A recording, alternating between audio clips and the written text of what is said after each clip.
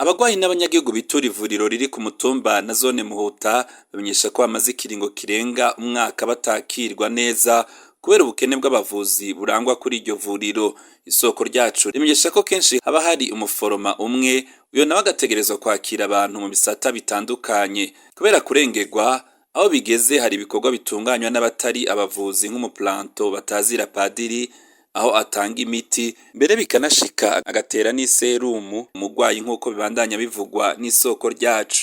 Impungenge kubona umuntu ashobora kuba ari muri biro de farumasi ugasanga ariko adandaza imiti kandi atabifitiye ubushobozi cyangwa ubuhamya. Kibaza umuntu ashobora kuba afite nk'amashuri 8 ariko adandaza imiti ngaha ahereza abagwayi. Nashitse no mu bitaro usanga hari umuplanto ariko aratera serumu umugwayi. Iryo soko nyene rimenyesha kandi ko hari muganga yoba yararungitswe kuhakorera ariko akaba atarahamaze kabiri bitewe nuko atavyankenerwa bikwiye bihari.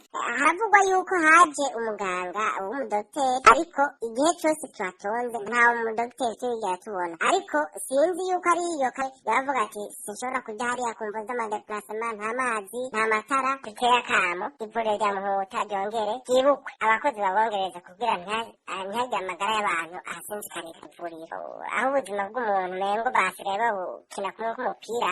Ubuzima bw'umuntu bufise igihagararo cyangwa agaciro bakwiye gusonerwa. Turasabye rero abajejwe igisata c'amagara y'abantu mu ntara no muri komine Muhuta ko kugira ngo iki kibazo c'iri vuriro by'ukuri mwikubita gashi. Uruganda rwa RPA ntiturashobora kuronka muganga Girukishaka Jean Ferdinand arongoye intara y'ubuvuzi ya Rumonge kugira agire ico ashikirije.